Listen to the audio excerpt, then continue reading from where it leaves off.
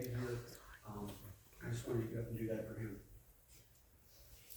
Ryan Patrick Williams is a connoisseur of laughter, a man-child with a true passion for life, a collector of vintage WWF toys and Teenage Ninja Turtle t-shirts.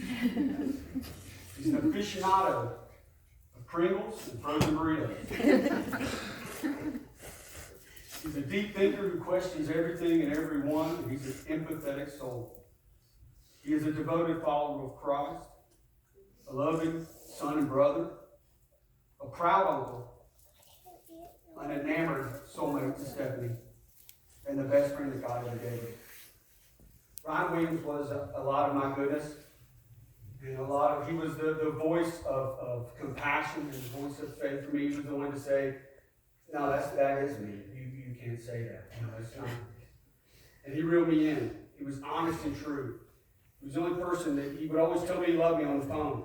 He made me say it. Yeah, I'd say, I love you, Patrick. I said, I don't need it. He said, no, just tell me. Just tell me. So I was on the phone and I hang up and I said, I love you. And Deanna, my wife, says, yeah, that's Ryan, right? It's Uncle Ryan. Yeah, that's Uncle Ryan. But the thing about Ryan, he was a product of his environment.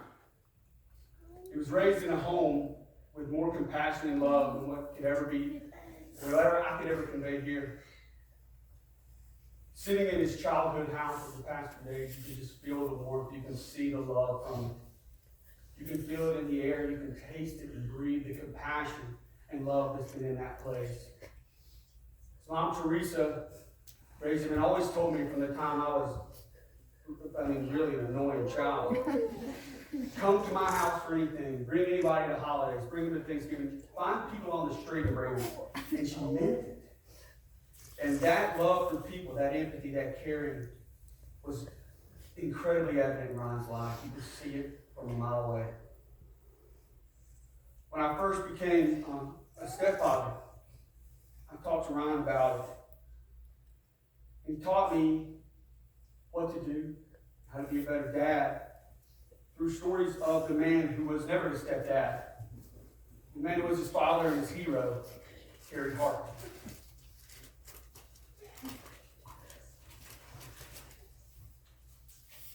Ryan was all the things that people say about people after they go, but he was the true deal his whole life.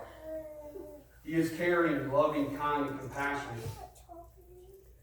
He's gentle. He's above all, he's goofy. He just wanted to have fun. Everything was a joke and nothing was off limits. I would say, God, I'd hate for our text strings to be leaked because they're so terrible off-color humor in it. But that was what he was. His childlike wonder and passion for life was like a Huckleberry thing today. It was an incredible thing to behold. He was a guy that we could pick up and say, guess what I'm doing? He'd say, I'm down. I think about him, and I think Ecclesiastes 4:9 and 10 says that two are better than one because they have good return for their work. If one falls down, his friend can help him up. If any man who falls and has no one to pick him up. And it's something I've never had to worry about my entire life. It's something Ryan never had to worry about. Somebody that we were there together, he was there, he comforted me and helped me. As I dealt with my parents' passing, he was there every day. He was the one. I realized a lot of things at that time. I realized that I always thought I could do everything by myself, and I realized that I can't, but I can with a couple of people.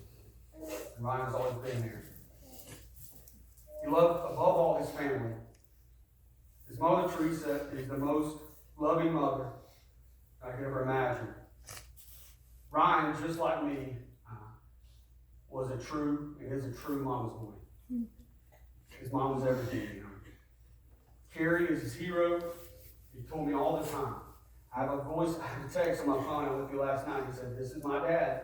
And it's Carrie's voice saying, hey, Bobo, I love you. He was so proud of the love that he had, and this bond that they had was incredible. Crystal, his sister, his twin, and his companion for life. His children filled his heart with joy, and his husband, man, he loved and respected so much. And Van, his brother, he was so proud when he went to serve in the United States Marine Corps. An honorable and a loving man, a gentle man, just like his brother, had followed through his duty. And Ryan had Marine everywhere. He was so proud of his brother. We talked about him all the time. Courtney, his sister, who he loves so much. We worried and watched for and cared for, and who he recruited me as we stood over like hawks through the hall of Pinson Valley High School. And then Katie is so much like him, such a sweet and innocent little package, and such a that same Rayan Williams sense of humor that she had. How many people have, 35-year-old men FaceTime their little sister to show her just ridiculous, goofy things that we're doing when we're hanging out, just because she was part of it. His dog Fender, I always said, was the most well-matched dog and human pair in the history of mankind. They were both a bit much, and they leave a lot of hair and a lot of shed left around. But they never meet a stranger. Even if you're not a people person, even if you don't want to like them, you're going to at least have to pretend. Because they love you. And everybody loves Ryan. Everybody loves that dog. And Stephanie is the absolute love of his life. Ryan called me on so many occasions just to tell me how much he loved him. It's clear that we had a weird relationship, right? We talked about a lot of things, but he would call me just to say, "You don't believe this woman, man. She's incredible. She filled his heart. She grew him into a man." He was just child before, but now he's man-child. He was just child before her. He loved her enough that I loved her before I ever laid eyes on her.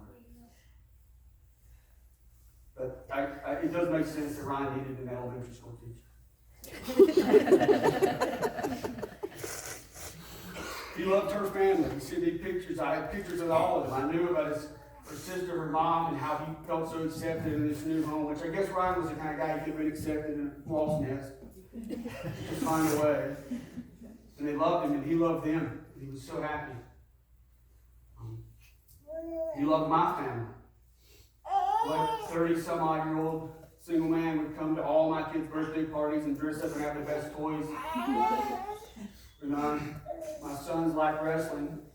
I was going to take him. I said, "We're going to go to the show." And I said, I knew who to call exactly. I said, "Ryan, how you?" He said, "Man, I'm in. We're tickets cost. Get the good ones." He showed up in his stupid Ultimate Warrior mask, dressed up just like the kids. And I said, "We got to get these boys to touch the wrestler's hands." He said, "We're going to do it."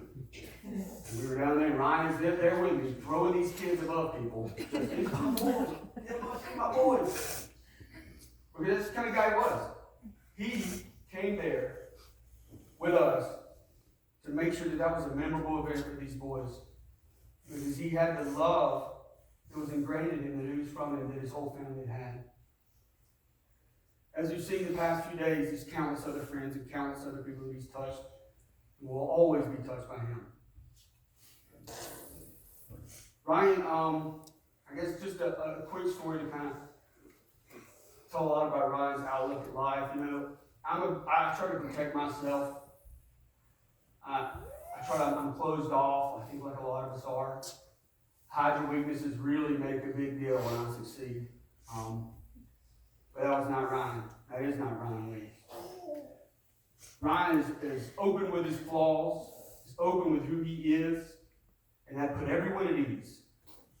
Everyone knew he was there just to be there, to love him, to be a great guy. And it just made you feel better about who you were by being around him, which I think is the best thing you could ever say about anybody. One time we were walking downtown, and Ron's the kind of guy who always bought 2 sandwiches, so he'd give one to a homeless guy. And I was the kind of guy that pretended I was talking on my earphones. So Ron went up, and there's a guy sitting down there on the street. He's sitting on the curb. And he just kind of nudged me. He went up there real low key, He just kind of laid a $10 bill right in front of us, kind of like that. Didn't want anybody to notice, didn't want to embarrass the guy, Just dropped it out and said, "There you go." Get a few steps past and hear, "Hey! Hey!" And we turn around and the guy says, "I'm not homeless. I'm a construction worker on break."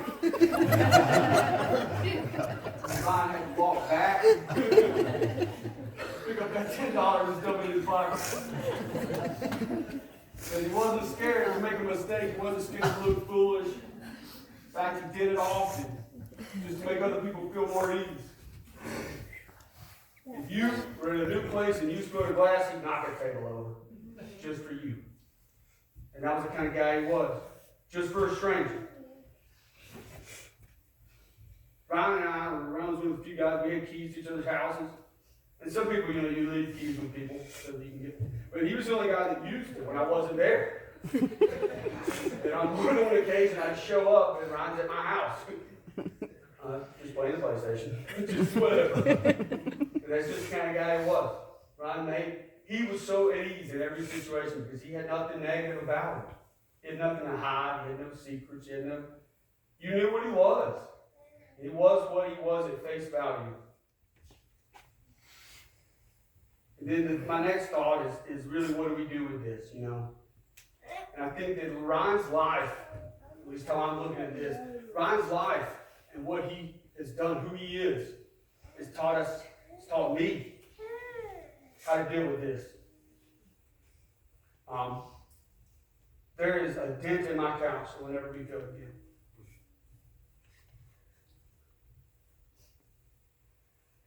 Ryan lived his life day by day. Ryan is the most in the moment, open emotions, where he's at person I've ever known. And that's what I've got to be, and that's what I think we've all got to be to deal with this tragedy. To live like Ryan lived. If you look forward, anytime something like this happens, there's always bitter in your sweet from now on. Everything that happened, every great thing that happened, every sweet moment, there's always just a tinge of bitter. Of Ryan should have been here. But Ryan never lived his life anticipating the problems of tomorrow. If you start to begin to let yourself go there and think about all the things that crush you, but by living your life the way that Ryan did, day to day, and each day had its own struggles and its own joys, and by finding the happiness in every situation. You could have given him a rock mountain and a hammer, and he'd have chiseled out a home that was comfortable. That's what he was. That's what he is. That's what he is to me. And I know that I've got to look at the way he lives, and I've got to put that to me, the things that I was missing. It is okay to be open with your flaws. It's okay to be open with your shortcomings. It's okay to be out about your emotions. And live every day as it is. We always mention the Warren Zevon quote. Said, enjoy every sandwich. It's a simple quote with a heavy meaning, and that's something that Ryan did. And he does. Enjoyed every sandwich, every bit of goodness in life he had. Grab it. Hold on to it. Don't worry about anything that's coming next. Hold on to that goodness and hold on to that joy. That's who Ryan was. That's who Ryan is. And that's who Ryan always will be. Love is an overarching theme of Ryan's life. His legacy is love. With no doubts, with no debts, with no attachment, with no strings. Love for nothing. Love in the space of hate. Love in the face of apathy. Love in the face of disdain. Love is the theme of Ryan's life, and love is what we have to focus on. When speaking of those in heaven, Jesus Christ said in Luke, for they cannot die anymore, because they are equal to the angels, or sons of God, being sons of the resurrected. And I think of that when I think of Ryan. I kind of, there's a holiday coming up tomorrow that I've got to imagine it's a big party, And he made it just in time, so we'll never be there. If Ryan is there, then we'll be there. He's there with my mom, he's there with my dad, he's in the loving arms of all these people, and we'll be there with him. But what Ryan's life is to me is love. And I knew that it's something that I needed to share. I needed to do him the justice of letting you know that from someone who spent a long time, an incredibly close life with.